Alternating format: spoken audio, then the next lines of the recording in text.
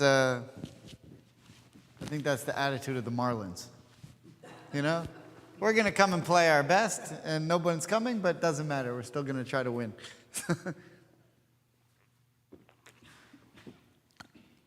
So if you're watching at home, welcome. If you're watching at home and you still want to get a seat, there's a few left. So today, I don't remember exactly why I chose this topic. It's a shame to have a microphone with just 4 people, you know, but to speak like this. But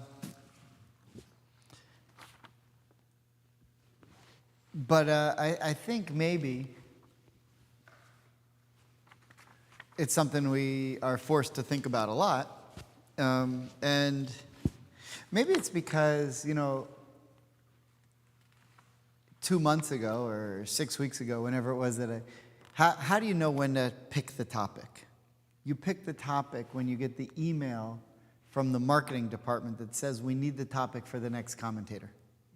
And that's always the day that I pick the topic. When I get to this, say, all right, we got to go to print with the commentator. We need to know what you're teaching. All right, then I have to come up with something. So whatever's on my mind on the day that I get that email, that's how we have a topic for this class, usually.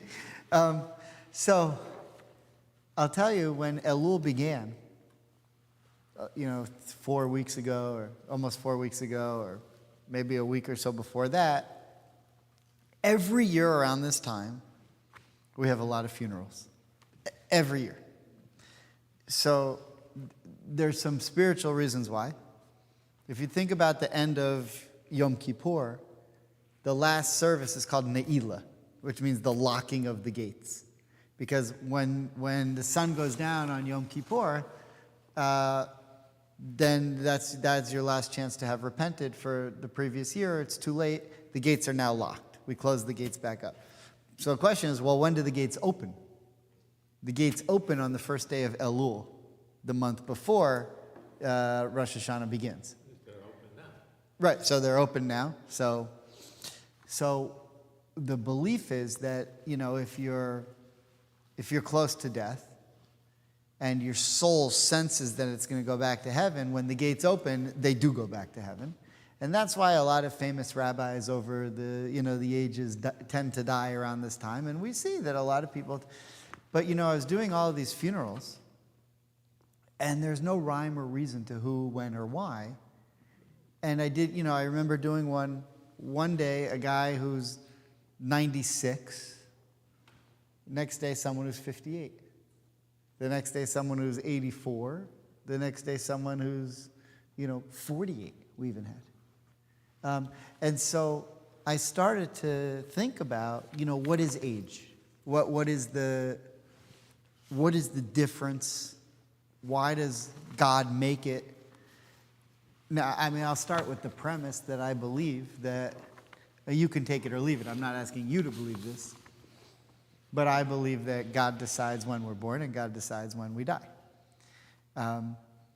Now, our actions may affect that. There's a lot of ways of thinking about it. So, for example, I always tell people, God knows the moment that all of us are going to die because God is omnipotent and omniscient. No, God knows everything. The idea that God wouldn't know it makes no sense. So if he knows what day I'm going to die, fine. But every time you repent from your sins, you become a new person. And when you become a new person, you get a new date. I don't know if it moves up, moves back, whatever. But every time you repent, and there are repentance parts, there are prayers of repentance in our daily prayers. So if you're someone who prays every day, or even if you only pray on Shabbat, or you pray once in a while, but if you're someone who prays every day, like I try to pray 3 times a day. Do I miss a service here and there occasionally? Yes. Did I put on tefillin and daven this morning? Yes. So every time I pray 3 times a day, I'm getting a new date. So the date that God has for you that you're going to die, it's meaningless because you're changing all the time. So you do affect that. But whether it moves up, whether it moves back, one of the interesting things we saw from history is that right before the Holocaust started in 39, a lot of rabbis died prematurely, between like in the 20s and 30s. And the belief is that they were spared, that they died early, not as a punishment, but as a reward, that they wouldn't have to see that. And if you look, there was a whole rash of like the greatest rabbis who actually died at this time. And you see it in other places too. I'll give you an example from the Bible. So, does anyone know, have you ever heard this? Who is the oldest person, according to the Bible, who ever lived? Methuselah. 900 years. 969. 969. That's from the song. Oh, is it? Okay. Methuselah lived 900 years. Oh, okay. I didn't know the song, but I know Methuselah. I don't know the song, but I know the verse in the Torah. Okay. So there are a certain amount of generations from Adam to Abraham. I think 20 generations. Methuselah was the 7th generation. And he lived 969 years old. So when did he finally die? So he lived in this era. He was older than Noah. I think he was he might have been the only person who was alive to know Adam and Noah, because he was alive for so long. And so if he lived in the time of Noah, then he couldn't have been that righteous, because when the flood starts, we learn that Noah was righteous in his generation, and his family, and other than his family, everyone else was going to be killed. Well, Methuselah died the week before the flood started. Why? Because he was righteous. And he wasn't going to be on the flood. It was his time. His time had elapsed to die, but God didn't want him to suffer the flood or see the flood, and so he died. And so you have this idea that sometimes you die so that, you're spared something else. So, I grew up in a Chabad day school. And when I was in, I think, 3rd grade, there was a boy in 5th grade who died. His family and my family were close. His name was Jonathan Kaiser, alav shalom. And he got some weird kind of virus, and he was in the hospital for a long time, and he died. And I think, it was the first time in my life, I guess as a 3rd grader, that I kind of understood that death was something, because I was so young. And it was someone that I really knew. Not that we were friends, but his sister was in my class. I was better friends with his sister. And so now all the teachers of the school are these Chabad rabbis, and we show up to school, and they have to talk about it. There are only 90 kids in the school. It wasn't a big school. Everyone knew everyone, and obviously the rabbis have to tell us something terrible happened and explain why. And the only thing I remember was one of the rabbis said something like, maybe he was going to be spared something horrible that would have happened otherwise. And I remember going home and telling my parents that, and my parents saying, that's nonsense, nobody knows what happened, whatever. Okay, fine. That's what happens when you go to when your parents are essentially Reform or conservative, but you go to a Chabad day school. You learn something in school, you believe it from the teacher, you go home and your parents tell you that's nonsense. That's pretty much what it is. So, from Methuselah, though, you could say it's nonsense, fine. But from Methuselah, the idea is in the Torah. And now, and you see at the beginning of the Torah, these people are living these ridiculous, 900 years, 700 years, 400 years. By the time we get to Moses, everything changes. Moses lives till 120. And at that point, it becomes Jewish tradition that nobody's supposed to live longer than Moses. Moses had the perfect life. Now, what is the perfect life? It was considered by the Torah that a generation is 40 years. And 3 generations is a full life. So if you lived, that's why Jews to this day say on your birthday, may you live to 120, or in Hebrew, ad mea v'esrim. May you live to 120. That's the greeting. Now, if you know someone who's 119, okay, you don't have to say, may you die next year. You don't have to that guy, you could just say happy birthday. But when you're talking to someone who's 72, you could say, may you live to 120, then it's like a nice thing. We actually just had a member of our temple, the Farajis, Victor and Eileen? His uncle just died in California, 105.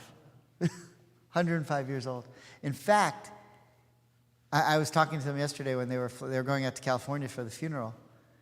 His uncle was the last remaining survivor from Pearl Harbor. Pearl Harbor, yeah. And he was a war hero.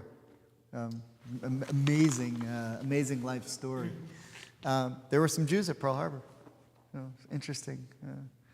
He was one of them. So, alav shalom. May his memory be for a blessing. So, the Torah after Moses changes, but there already are some signs of aging in the Torah. And the first person that we ever learn aged is Abraham. So what happens? Before Abraham, all these other people who lived these really long lives, they just kind of lived their life and then they died. Which means to say, once they reached adulthood, they kind of stayed the way they were. They didn't really get older. You got to a stage in life, say they turned 30 or 40, and then they were like 30 or 40 for the rest of their life. Maybe not physically, but mentally. They weren't really growing and maturing mentally. And the one who sort of invented the idea of growth and maturity was Abraham. Now, before Abraham, nobody knew the reality of the world. People didn't really know God. They didn't know about human potential. They didn't know about growth. All they knew about was get my food, get my family, protect my wealth, whatever. Nobody really understood. Now, were there a couple other people, yes, who might have? Yes. Our tradition is that Adam and Eve were monotheists. Adam and Eve knew that there was only one God. But they still had a lot of weaknesses. Noah was a monotheist. Noah knew that there's only one God. So the question is, why weren't they the first Jews?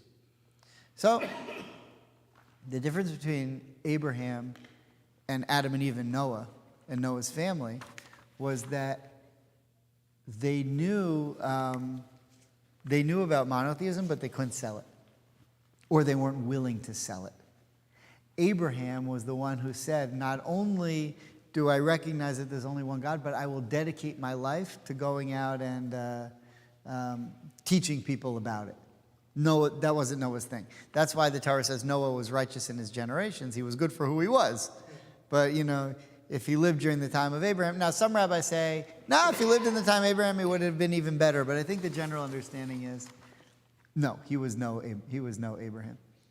When I was in Charlotte, when I was an assistant rabbi there, our executive director had a saying, we're pretty good for who we are.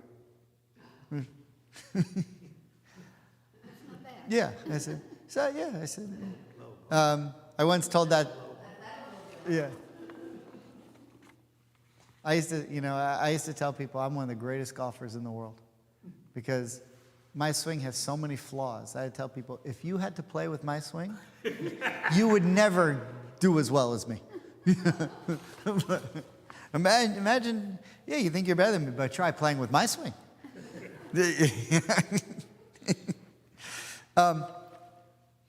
But the first time we're ever confronted with this idea that getting older means growth or moving from one stage of life to another is Abraham. And how do we know that? Because it's what the Torah tells us. So if you look on the sheet, the first source is Genesis 25, verse 8.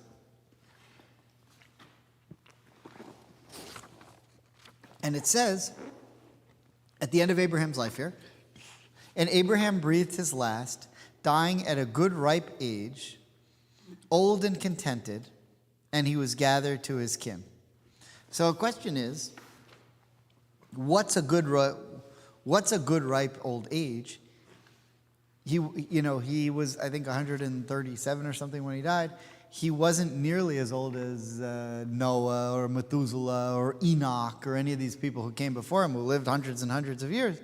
But yet when they die, there's no good ripe old age. They just die. Now, there are two people who are a little bit different. In the entire Bible, Old Testament, well, what Christians would call the Old Testament, what we call the Tanakh or Hebrew Bible, there are only two people who never die. Who are they? Any guesses? Elijah, Eliyahu. He goes up in 1 Samuel to heaven in a chariot, to heaven. God takes him away in a chariot and he's gone. And what does he do? Gets drunk on Seder night and goes to a lot of brisses. That's what he does from now on. So Elijah's the first one. The other one is Chanoch, or Enoch, who's mentioned in the genealogy of Genesis. Now, it doesn't say, what it says in the Torah is, so what it says is, and this person begot this person, and this person begot this person, and this person, but when it gets to Enoch, it said this person begot Enoch, and Enoch walked with God. And so it's understood that to walk with God, the rabbis understand that he also never died. He went to heaven somewhere, in some other way. Now, in the Kabbalah, there's some explanations about this. And one of the interesting things about the Kabbalah is the Kabbalah believes in what's called Gilgul HaNefesh, the recycling of the souls, and basically what you would call Jewish reincarnation. I'm not a huge fan of this, but you see it in the Talmud, and in the Zohar, in the Kabbalah, and you can take it or leave it. But what they argue is that when Methuselah died, his soul later became reincarnated into Elijah. And so there's this idea of this soul that's always in the world. And the reason Methuselah lived so long is to teach us that there's something special about him and that his soul's going to come back into the world as Elijah, and Elijah never leaves, and so that soul's always in the world, and you can take it or leave it, but that's Kabbalah. And people always tell me, I want to study Kabbalah. And then I teach them something like that, and they're like, nah, I don't need it. Yeah. I thought Enoch walked with God meant he died early, or met with God. He might have, but not in a way that he died, in a way that he just went to heaven. That he didn't actually die, that God just took him to heaven the same way that he took Elijah. I obviously wasn't there. The video's grainy, so it's hard to say exactly what happened. But that's a traditional understanding when we talk about who are the two people who went to heaven without actually dying physically. It's those two. I don't know how exactly it happened. Okay, now, so the question remains from Genesis 25:8. What does it mean to die at a good, ripe old age? And this is the question that we started with. What's the difference today, whether you die at 94 or 95, whether you die at 100 or 104, whether someone passes away at 58 or someone dies at 72? What's the difference? And we have people dying at every single age. This guy died at 105. We don't see too many people 105, but it happens. Since we started saying to 120, nobody really gets to 120. But what is the difference in years? Sforno was an Italian commentator who lived in the 1500s, and very famous commentary on the Torah. So here is his opinion on on that verse with Abraham. He says this: He, Abraham, was attached to the bundle of souls who are part of the life after death, all of whom the righteous of the various generations who were like him in lifestyle. As in those regions, biological relationships are irrelevant, and the term his peoples applies to other common denominators that are on earth. The reason why the Torah implies the term amav, his peoples, in the plural, is that there are all kinds of different spiritual levels among the righteous souls. Not all attain the same level of righteousness while on earth, although all of them share the experience of enjoying eternal life. Okay. One of my favorite things is when people tell me, I didn't know Jews believed in heaven. And I said, we invented heaven. We're the first ones who came up with heaven. So, you know, in the beginning of the Torah, God creates light. So God said, and there was, there was darkness all over the face of the earth, and God said, Yihi or, Vayihi or, let there be light, and there was light, and God saw that it was good.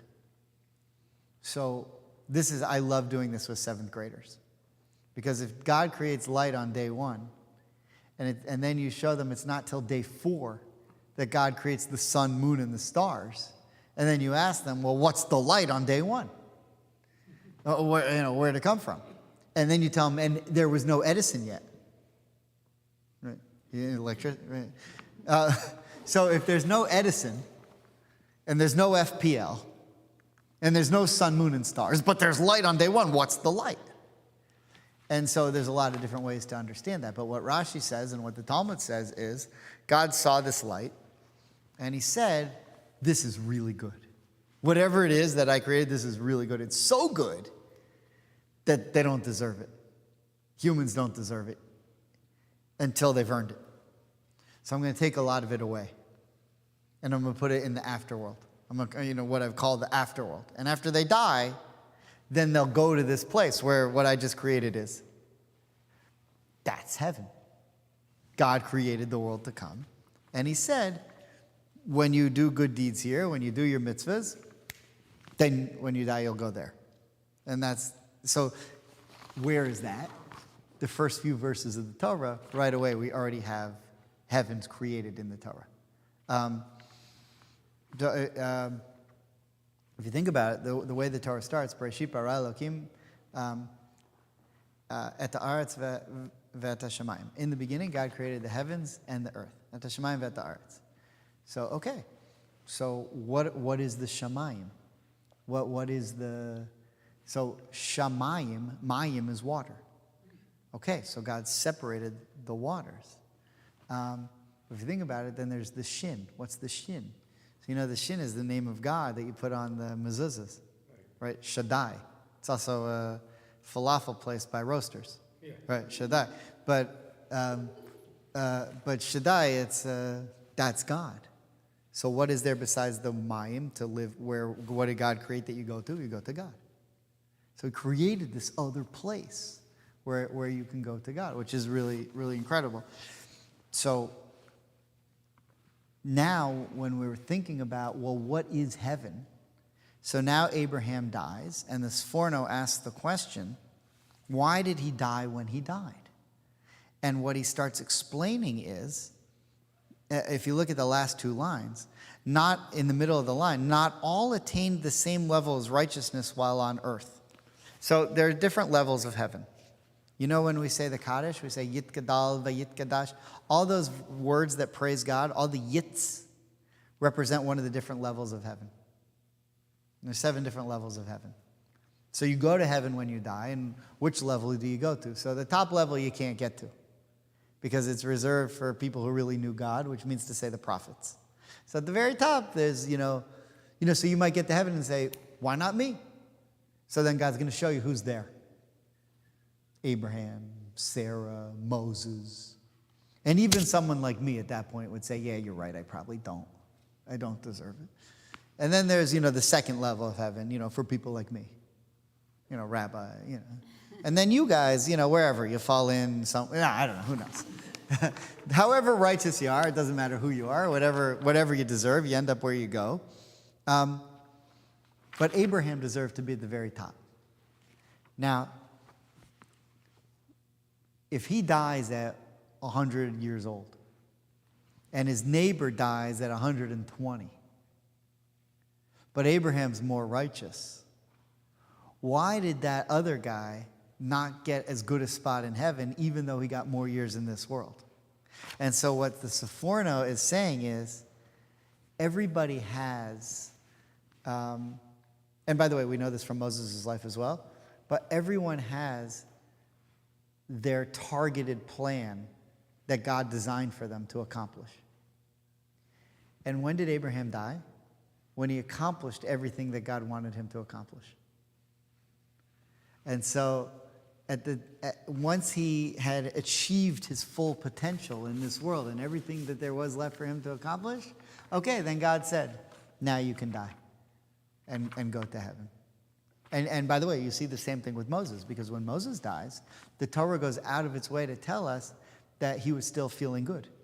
The Torah says his vigor was unabated and his eyes were still moist. Like he wasn't, his body wasn't drying out and withering away. He could have ran a marathon that day. Right? I don't know if he could have run, maybe a half marathon. But yeah, at least once around the mountain. But for whatever reason it was, God said to Moses, you've achieved what I hoped you would achieve. And so why did Moses want to go into the land of Israel so badly? I mean, there was no King David, there was no Israeli buffet, there was no fancy motor coaches. What was he? All there was a bunch of Canaanites who wanted to kill him and swamps. Well, what's so great about going to Israel? Because in Israel, there were mitzvahs that you could only do in the land that you couldn't do out of the land. And he wanted to perform every mitzvah. And so he said to God, he wasn't saying, I want to live longer because I want to catch a few more Yankees games. He was saying, I want to live longer because there are mitzvahs that I never had the opportunity to do because you can only do them in the land of Israel. The agricultural stuff, the sacrificial stuff. I would like to have a chance to do all the mitzvahs. And God said, so you might say, God would say to him, that's a good reason. I'm going to let you go in for a few weeks. Go do what you need to do. Plant a tree, eat the fruit, whatever. Sacrifice your lamb. You did all the mitzvahs, now you can die. So what God said to him is, when I designed your life, Moses, and what I needed you to do, those mitzvahs weren't part of the plan. I'm giving you credit for those, but you don't have to do them. You've accomplished everything that I needed you to accomplish, and at that point, he died, which is an interesting thing. So when you see someone who dies at 58 as opposed to 98, you shouldn't say, well, oh, God must have hated him, or he must have done something wrong. Actually, what you might say is probably more righteous, because he used his time more valuably to accomplish what he wanted to accomplish. Now, can I get the obituaries and, can we start looking at, this guy did this? No, we're not supposed to do that. I'm only telling you how we interpret what it says in the Torah about, these people and why they died when they died. But what we know is the first person that the Torah references as someone who develops old age, and it comments on the age that he dies, is Abraham. Okay, clear so far? Okay. So then the Talmud has another very interesting comment on Abraham. But before Abraham dies in chapter 25. But if you look down at chapter 24, so if you look to the fourth source on the sheet, I just want to show you one more verse. Because before Abraham died, it tells us one more, it gives us a warning that he's getting old, and basically kind of what I just said. So look what it says in chapter 24:1 of Genesis. It says, Abraham was now old, advanced in years, and God had blessed Abraham in all things. So the question is, again, this is the first time the Torah ever tells us someone is getting old. So here's Abraham at 137. Meanwhile, Methuselah is running around at 960, and God's saying, he looks great. He's not old. At 960, he's doing great. And Abraham's old at one. So if you're reading this, you're saying, why is Abraham old at 137 if Methuselah is still playing pickleball in his 800s? It doesn't make any sense. So we have to figure out, well, what is it trying to tell us about getting old? So if you look, and then the other part of it is, why is it that it took Methuselah 969 years to achieve what Abraham achieved in 1/9 of the time? You know, and if you can say, look, Methuselah was a great guy. Methuselah was so righteous that God didn't want him to see the flood, and so he died early. And okay, he's wonderful. He's so wonderful that his soul came back and he becomes Elijah. But it took him 969 years to perfect everything that God needed him to do. Abraham did it in 130 years. That's dying at a ripe old age. Yeah. Is there a possibility that the scale of time changed? I think so. I don't know how to explain. Well, yes and no. Yes, in that it seems absurd that someone lived to 969 years. You know, I was thinking the other day, we had someone who died, I think he was like 82. It was a heart attack. And I started thinking, you know, his heart was beating for 82 years. That's a long time. I mean, what a miracle. We can't even make a battery that lasts. You know, we can't even make a car that lasts for 4 years. You know, cars can't even last for 6 years. I mean, all these other things, refrigerators, whatever, I mean, they break. The human body lasts. It's incredible. I mean, it shouldn't be. I mean, it just shouldn't be. How does the human body last for so long? It's incredible that your heart, it doesn't get to take a break. You can't turn your heart off for a while and say, all right, listen, stop beating. I'm gonna recharge you in the morning, like my Tesla. You know, there's no breaks. It just keeps going. It's incredible.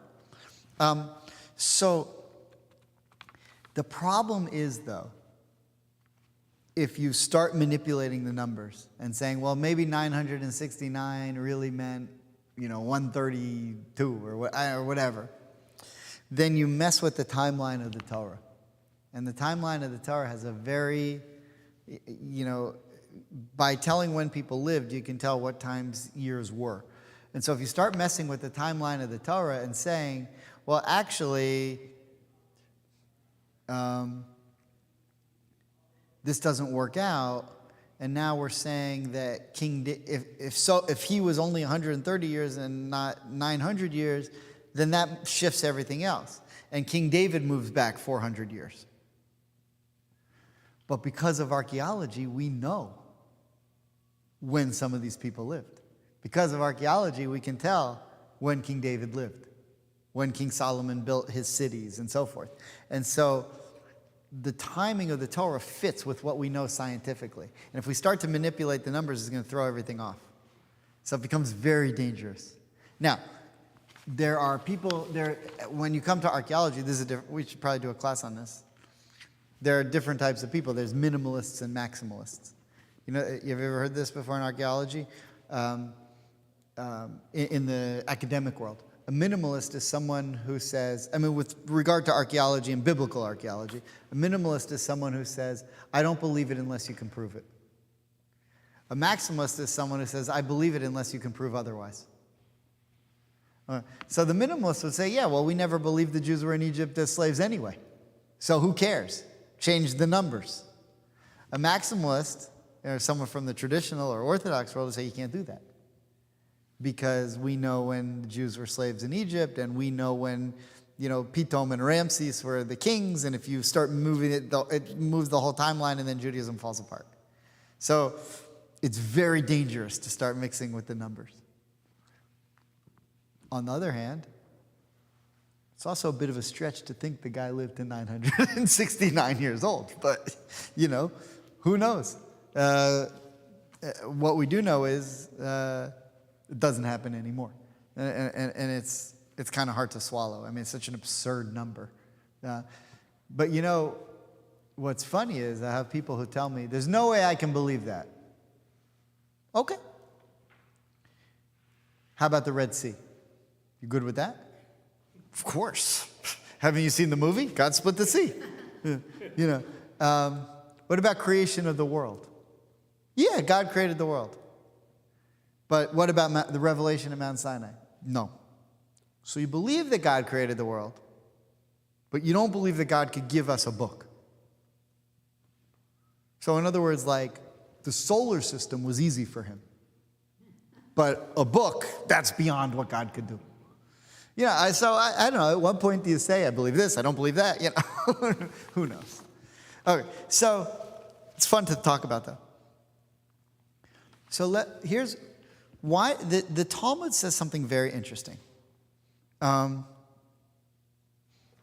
Which one do I want to show you first? Okay, so if you look towards the bottom of the page, where it says Bavli, Bava Batra, 16b and 17b, 17a, the second to last source on the sheet, this is Talmud. Bava Batra is one of the 3 tractates in the Talmud that deal with damages, called Nezikin. There's Bava Kama, Bava Metzia, and Bava Batra. A Bava is a gate.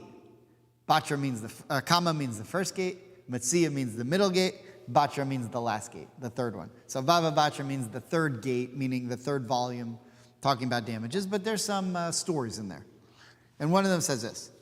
Incidental to the discussion of the verse, and God blessed Abraham with everything. So in other words, in our verse 24:1, where it says God blessed Abraham with everything, what does that mean? What were the blessings? So he says, the Gemara states that the rabbis taught this. There were 3 people to whom the Holy One, blessed be He, gave already in this world a taste of the world to come. Meaning that while they were still living, Abraham, Isaac, and Jacob somehow got a taste of heaven in this world. How do we know that? Because it's written, and the Lord blessed Abraham with everything. And with Isaac, it's he ate from everything. And with Jacob, it's he has everything. And this teaches already in their lifetimes, they merited perfection. So what do I mean by that? When it says that in the verse 24:1, that God blessed Abraham in all things, what it means is that Abraham had perfected his life. And because he actually perfected his life in this world, God showed him a taste of what heaven looked like. But what we understand is that by the time Abraham gets to the end of his life, there was really nothing left for him to do in this world, and he was ready to come back to heaven. Now, by the way, we know heaven. Our souls know heaven. Here's what happened. When God created the world, he created all of our souls. And he put all of our souls in a soul bank somewhere in heaven. So before we were all born, our souls were just hanging out in heaven, and we were in heaven. And then God said, all right, July 6, 1975, that was my day, the day the world changed. Right? I was born, God took my soul, threw it into me. For the last, 5,000, however many years since God created the world, my soul was in heaven, but now it's in the Bronx. Right? That's where I was born.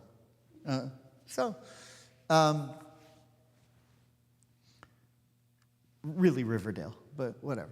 My dad was in his residency there. So now I'm born. When I die, goes back. Goes back to where it came from. Goes back to, God willing, do enough mitzvahs. You go back to heaven. So we say, actually, who has the strongest soul? Babies. Because babies, their soul just came from heaven. And then as you get older, your body gets stronger and your soul gets weaker. Because your soul's moving further away from the time that it was in heaven. And your body gets stronger to deal with the world that you're living in. But as you get older, your body gets weaker. And as your body gets weaker, it's because the soul inside of you is getting stronger because the soul senses it's going back to heaven. That's Kabbalah, but it makes sense. So what God said to Abraham, Isaac, and Jacob was, you've done everything that you came to do. There's really no more point for you to be here. Time for you to come back home, back to heaven. And so he did. But what's really interesting, And I think the most interesting source that I wanted to share with you today is what in Bava Metzia. So the third, still on the first page, but the third source on the sheet. And the Talmud says in a few places that I think this is something like this, Ad Avraham lo haya zikna. Until Abraham, there was no such thing as aging. So what does that mean? So it means, Methuselah walking around at 942, he looked like he could have been 700. He didn't, when Methuselah's 900th birthday, they said, you don't look a day over 650. Yeah. All right, but look what it says here. The Gemara continues discussing Abraham, and this is like a famous line that's mentioned a few places in the Torah, in the Talmud. Until Abraham, there was no aging. What does that mean? I.e., old age was not physically recognizable. Consequently, one who wanted to speak to Abraham would mistakenly speak to Isaac, and vice versa. An individual who wanted to speak to Isaac would speak to Abraham, as they were indistinguishable. Meaning that Abraham and his son Isaac looked exactly the same. By the way, God designed it that way. Do you know why Isaac had to, Rashi tells us this, but do you know why Isaac had to look exactly like Abraham? Do you remember this story? So remember, Sarah had a lot of trouble getting pregnant. She couldn't get pregnant. And then she's abducted by the Egyptian king. Remember when they go down to Egypt, tell him you're my sister? And right after that, she gets pregnant. So there was this fear that people would think Abraham couldn't get her pregnant, but the king of Egypt did. And that Isaac is really the son of the king of Egypt. So in order that wouldn't happen, God made Isaac look exactly like Abraham, so that people wouldn't say that. So they looked identical. That's in Rashi in the Torah there. It's in Rashi, yeah.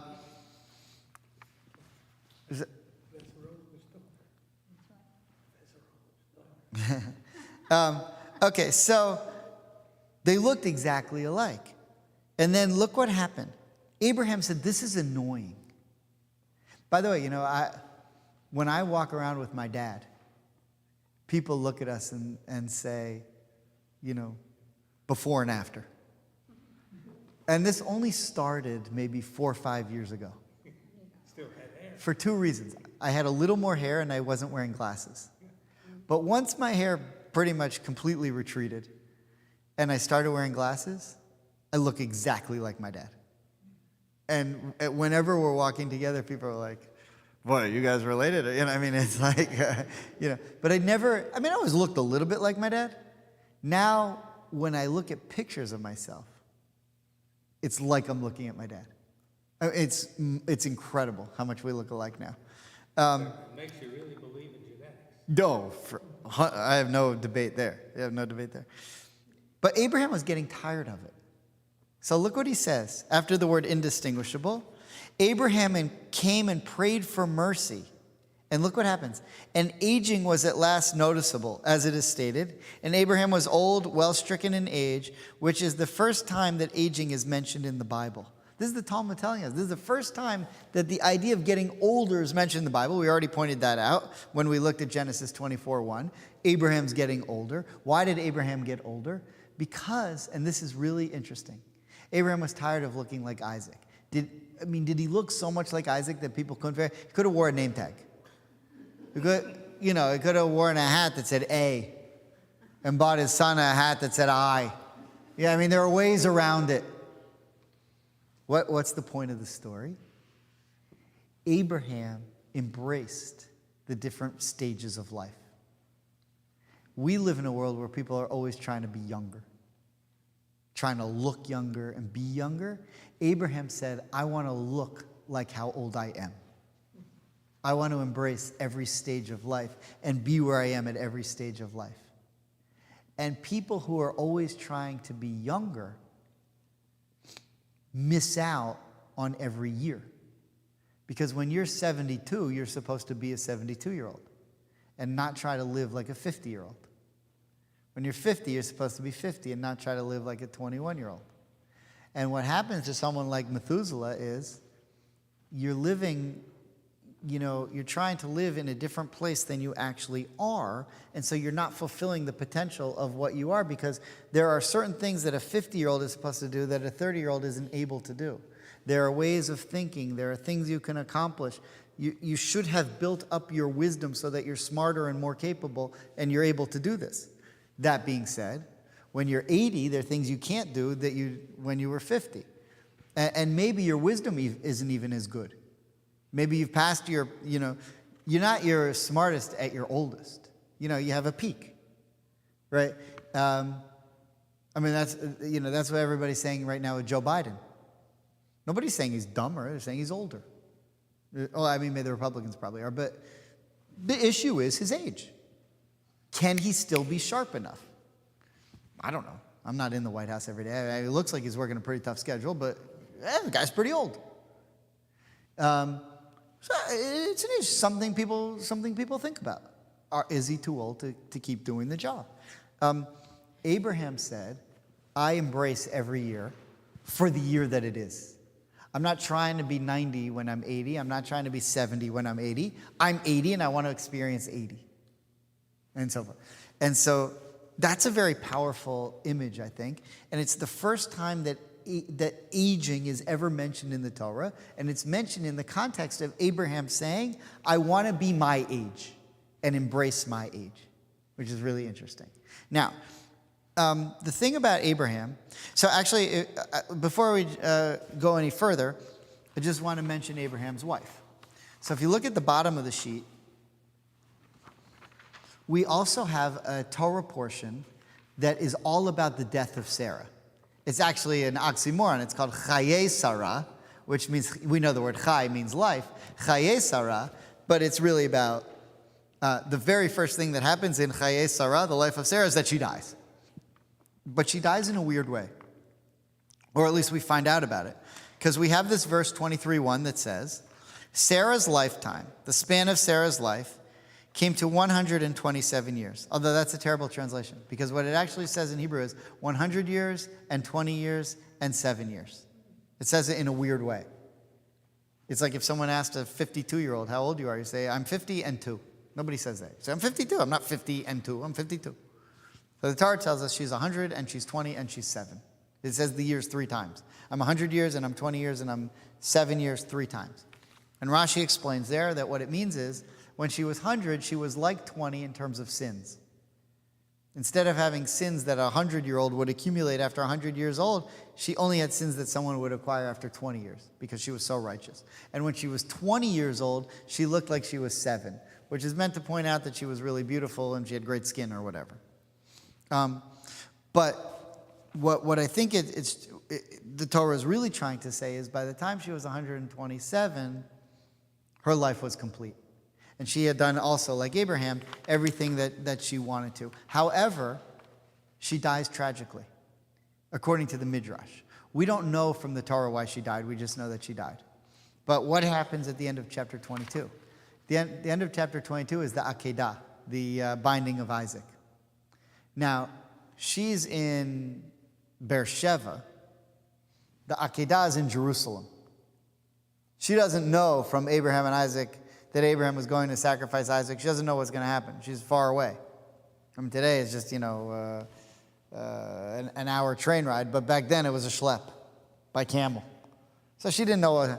So according to the Midrash, an angel came to tell her what was going on. And the angel came to say, Abraham went to sacrifice your son Isaac on the mountain. And before he could get to the rest of the story, but he didn't go through with it, before he got to that part, she died. She went into such shock hearing that Abraham was going to sacrifice Isaac that she died. And so she dies a bit prematurely. You might argue, if you believe in that Midrash, which means to say that maybe there was more she could have done.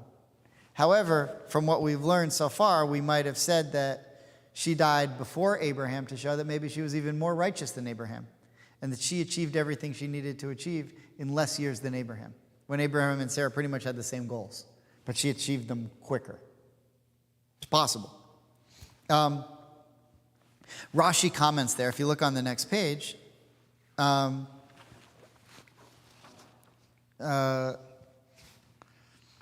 The reason the word years is written at every term, like when it says 100 years and 20 years and 7 years, is to tell you that each term must be explained by itself as a complete number. At the age of 100, she was a woman of 20 as regards sin. I mean, we kind of just explained this, but for just at the age of 21, may regard her as having never sinned, since she had not then reached the age when she was subject to punishment. So too, when she was 100 years old, she was sinless, and when she was 20, she was as beautiful as when she was 7. Okay, fine. Okay. I just want to point out one more thing about the one man who never really died in the Torah. Elijah's not in the Torah. He's in the book of Samuel, so that's the other part of the Bible, but not the Torah. So really the one guy in the Torah who never died is Enoch. And that happens in Genesis 5:24. And Rashi comments on it. So if you look at, I just want to show you this one more thing and then wrap it up and try to make a point. But Rashi says about Enoch there, he was a righteous man, but his mind was easily induced to turn from his righteous ways and to become wicked. The Holy One, blessed be he, therefore took him away and made him die before his full time. In other words, took him away and brought him to heaven. This is why Scripture uses a different expression when referring to his death by writing ve'enenu, and he was not, meaning that he was not in the world to complete the number of his years. So this is like another idea of why someone might die prematurely or younger, which means to say, like, let's say you live to 60 and you've been righteous, but God's worried that at 62 or 63 something could happen and you could turn to a life of sin. And then you're going to turn to a life of sin and throw away all the good that you've done and sacrifice your spot forever in heaven. So God does you a favor and says, I'm going to take you before you become bad and let you and give you your reward for what you've earned so far. Remember there was this movie called Minority Report with Tom Cruise? Has anyone ever seen this? It's an amazing concept. So it's like a dystopian future movie. And in the future, they were able to tell the future, and they were able to tell when someone was going to commit a sin, or a crime. So they'll come to someone's house and arrest them because he was going to commit a murder in 4 years. So it's great, we prevented the murder. And they send this guy to jail. He's like, hey, I didn't do anything. Yeah, but you're going to. So they arrest people before they commit the crimes. It's a ridiculous concept, but so God's sort of the opposite. Instead of arresting you and throwing you in jail, he says, I'm going to stop you and kill you, but take you to heaven before things turn bad. Okay, you can take it or leave it, but it's an idea that happened in the Torah. Okay, so I want to conclude with an idea from the Mishnah, and that is Pirkei Avot. So look, we could sit here all the livelong day and say, all right, here's what God said about Abraham, here's what God said about Moses. What does it really have to do with me? How do I know how old, whatever. So I think the first thing we can say so far is, okay, if you believe that God has a relationship with us, and if you believe that God cares about us, and if you believe that God's the determining factor in how long our lifespan is, then that helps you understand why people live to different times. Because you can't say, okay, everyone who does this mitzvah, and this mitzvah lives till 92, and everyone who does just this one, and this one lives till 82, and everyone who does just this one lives to 72, and everyone who does this one, and this one lives to 92, but then they do this sin and this sin, so that's 92 minus 4 is 88. That's not we could sit here, that makes no sense. But what we could say is that God created our souls. Each soul is different. Each soul has a mission. And once you've accomplished that mission, then God's very happy with you and you've done what you're supposed to do. On the other hand, I think there's really no way to necessarily know. I mean, to a certain extent, A doctor might say, I figured out my mission. My mission is to heal people. That's what I do. And so, have we ever had a doctor who lived to 50, died at 50, and was at the top of his profession and, died in a skiing accident or whatever, and he could have lived longer and saved many more people? Of course that happens. So what's our answer to that? I don't know. The answer is I don't know. God knows. God knows what his mission was for that person, and for whatever reason, God felt he accomplished his mission, and okay, so be it. But it's a funny thing. Sometimes you cause your own death. If you go skydiving and there's an accident and you die, if you didn't go skydiving that day, you probably wouldn't have died. And sometimes people put themselves in position. So I heard this funny thing. When COVID started, is it a mitzvah to wear a mask? So, in the Orthodox world, there were all kinds of problems, and they weren't dealing with COVID very well, and they refused to, not assemble together, and they refused to social distance and all this stuff. So, when in halachic terms, in Orthodox terms, when you say it's forbidden to do something, you say it's usur to do this. It's usur to eat pork. Usur means it's forbidden. In modern Hebrew, it's asur. Asur means forbidden. You see signs all over Israel. Asur la Hashem, forbidden to smoke here, right? It's usur to eat pork. It's usur to eat bread on Pesach. So someone said, is it usur to gather together on, for a minyan during COVID? So someone said, well, Rabbi Soloveitchik, the great Rav, he used to say, it's usur to be stupid. So look, I don't know, you can argue, does the Torah say it's better to be in a minyan than it's better to... It's usur to be stupid. Skiing down a mountain while you're drunk, with big trees in the way is stupid. So if that's how you died, I don't know what to tell you. Okay. So that could happen. On the other hand, someone got COVID, someone has a heart attack, that's different than going skydiving while you're, on cocaine, or whatever. But ultimately, there's this great verse from Pirkei Avot. This great line, this is what it says. Pirkei Avot 2:16. He, Rabbi Tarfon, used to say, it's not your duty to finish the work, but neither are you at liberty to neglect it. Or a better way that's often translated is, neither are you free to desist from trying. And so what that line in Pirkei Avot means is that each one of us has a mission. And as you go through life, you're supposed to accept, like Abraham, not accept, embrace. Embrace every stage of life. And appreciate every year that you have for what it is. And when you're 50, be 50. Don't try to be 26. And when you're 90, be 90. Don't try to be, 71. Whatever. Be what you are. And be proud of it and embrace it and accept it. And try to reach the potential for who you are, where you are, when you are. And okay, we're not all Abraham. We're not all going to experience heaven in this world because we're as great as Abraham, Isaac, and Jacob, and we're going to, our days are going to be perfect when we die. Okay, that's not us. We're not perfect like Abraham, Isaac, and Jacob. But that doesn't mean we're free from trying to appreciate all of our days the way they did. And what did they do that we're not so good at? What made them perfect in their days when they died that we're not required to finish the work because we're not as good at them? They were able to appreciate every single stage of life. And we haven't quite figured that out yet.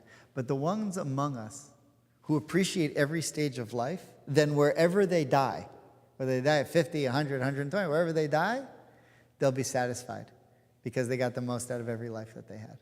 And that's, I think, the idea of what longevity is in Jewish tradition, Jewish culture. So that's the story. Interesting material. Okay, questions, comments? Well, just a comment, the two most important days of your life, and as I see it, are the day that you're born and the day that you find out why. Ah. Do you know the Sotlofs? Stephen Sotloff? You know, they have a foundation about, about Stephen. Shirley, right? Shirley and, what was they moved to Delray or Boca or something. Yeah, a few years ago. But Stephen Sotloff, who passed away with ISIS and all that. So they have a foundation. And I think it's something that Stephen used to say. It's called the Two Lives Foundation. And they say, you have two lives. The first life starts when you're born. The second life begins when you realize you have one life to live. And that's what they call the two. That's something that he used to say or something. It's similar to what you said. I like the similarity to automobiles and cars that you mentioned.